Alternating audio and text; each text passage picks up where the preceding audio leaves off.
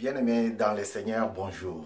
Laisse que la main de l'Éternel soit sur toi pour te protéger, pour te garder, pour te sauver dans la douleur, pendant la détresse, pendant les moments durs, pendant les moments difficiles. Que le Seigneur soit ton refuge. Nous sommes aujourd'hui le 31 août 2021. Le 31 août 2021 pour parler du 15e enseignement. Pour parler de la 15e leçon. Le Dieu de protection. Alléluia. Nous sommes sur ce thème que nous avons intitulé, nommé, présenté, je ne sais pas. Pendant 66 leçons, nous allons parler de ce thème, je ne sais pas. Je ne sais pas, c'est cette discussion, c'est cette histoire que Jésus a vécu, et que Jésus a sauvé ces garçons nés aveugles. Nés aveugles, Jésus l'a sauvé. Et arrivé à un moment, pour ceux qui voulaient savoir comment il a été sauvé, comment il a été guéri, alors que son temps de guérison était déjà dépassé, il va dire, je ne sais pas. Je ne sais pas, c'est cette réponse que nous avions toujours donnée alors que maman vérifiait quelque chose qui n'était pas à sa place, papa vérifiait quelque chose qui n'était plus à sa place et nous, en tant qu'enfants, on disait toujours, je ne sais pas. Ce n'est pas moi qui ai touché, ce n'est pas moi qui ai pris. Et pourtant, d'autres fois, on avait touché, on avait pris. Vous êtes sur mon coup de télévision dans votre émission Le parfum de bonne odeur pour Jésus-Christ. Parfum de bonne odeur pour Jésus-Christ, c'est une émission que j'ai beaucoup de plaisir à vous présenter.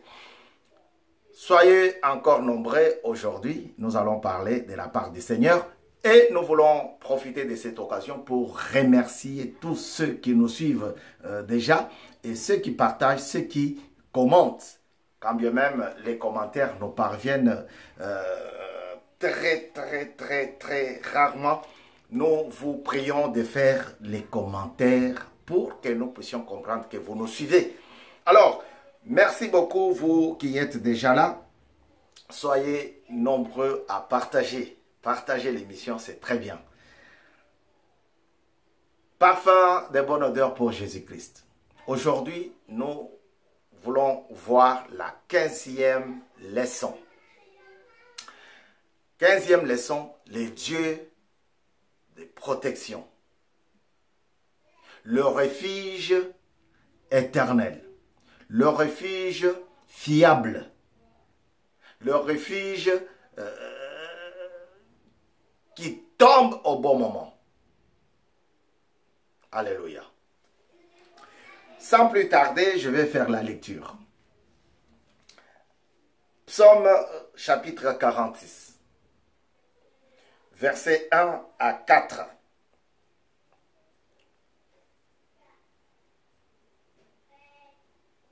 Au chef des chantres, je lis au nom du Seigneur Jésus, au chef des chantres, de fils de Corée, sur Alamoth, cantique. Dieu est pour nous un refuge et un appui. Un secours qui ne manque jamais dans la détresse. Verset 3. C'est pourquoi nous sommes sans crainte. Quand la terre est ébranlée, quand la terre est bouleversée, nous sommes sans crainte. Et que les montagnes chancellent au cœur de mer. Quand les flots de la mer murgissent, écument se soulève jusqu'à faire trembler les montagnes. Et verset 5 que j'ajoute, il est un fleuve dont le courant réjouisse la cité des dieux, le sanctuaire de demeure du Très-Haut. Et notre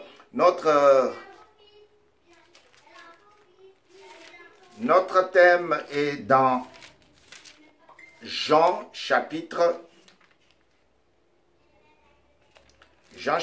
9.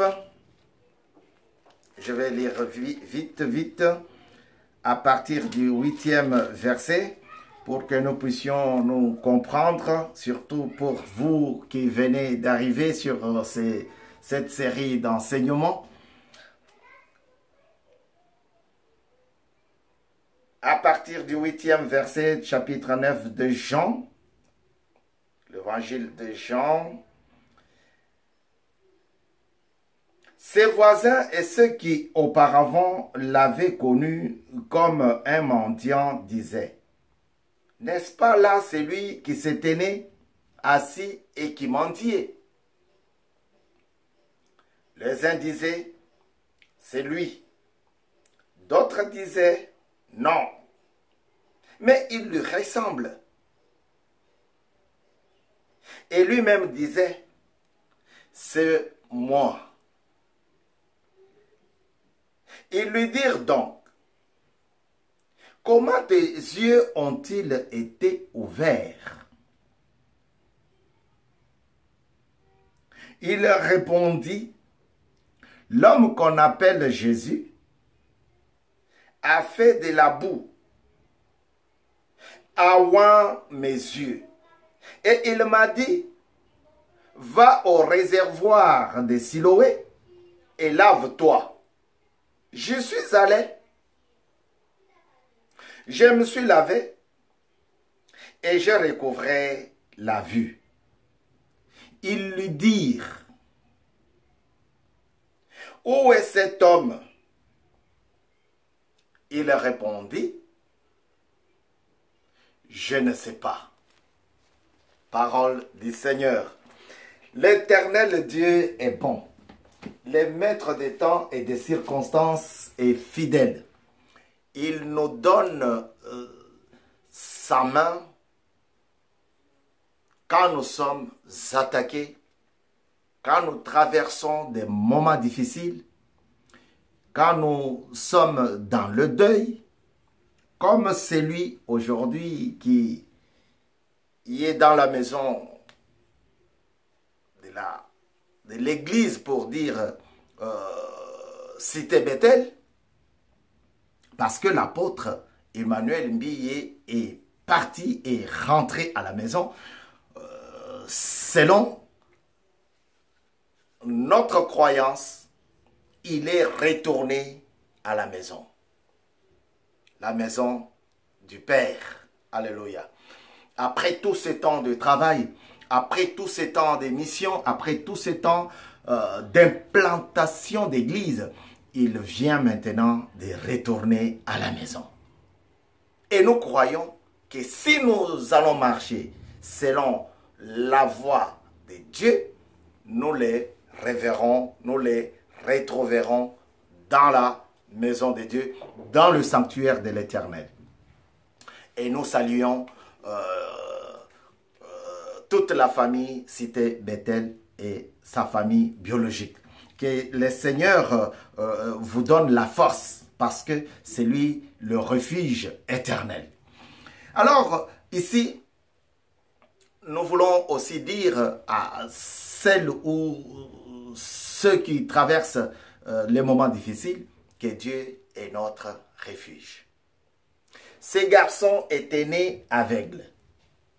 Tout le monde dans le quartier les connaissait parce que ils mendiaient devant des églises, ils mendiaient devant les magasins, les stades, ils mendiaient devant le marché. Et tout le monde les connaissait. Mais un jour, Christ va emprunter son chemin. Et c'était le chemin pour sa délivrance. Parce que Christ va parler avec les disciples et ceux-ci qui vont lui poser la question. Nous voyons quelqu'un. Nous les connaissons. Nous savons comment il est né. Et même selon l'histoire de sa famille, on dit qu'il est né aveugle. Mais nous voulons savoir, toi qui es Dieu Emmanuel, toi qui es le Fils de Dieu parmi nous, comment quelqu'un peut naître aveugle? Est-ce que c'est parce que ses parents avaient péché ou bien c'est parce que lui-même avait péché? Une question piège. Et Christ va dire, ce n'est ni lui, ni ses parents. Voyez, ce n'est ni lui, ni ses parents qui avaient péché. Mais cette maladie est pour la gloire de Dieu. Ah, comment ça? C'est là que Christ va les amener devant le mendiant, l'aveugle né. Il s'approche là-bas, il le fait venir et il prépare la boue. Il recommence la création de l'homme. Quand bien même il était en face de Jésus. Jésus recommence sa création. Et il lui demande une seule chose. Va au réservoir de Siloé et va te laver pour enlever la saleté sur son visage, sur sa figure. Une façon de sanctifier, une façon de justifier, une façon de rendre pur. Parce que quand le Seigneur te bénit, quand le Seigneur te guérit, il te guérit pour que tu sois bien. Dieu ne veut pas te laisser avec une séquelle de péché. Non, il te lave, il te sanctifie. Voilà pourquoi quand nous sommes dans un moment difficile, quand nous traversons un moment de douleur, un moment de détresse, le Seigneur se présente auprès de nous pour nous mettre en abri. Alléluia.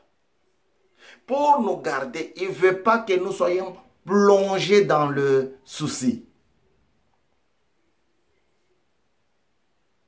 Parce que les soucis tuent.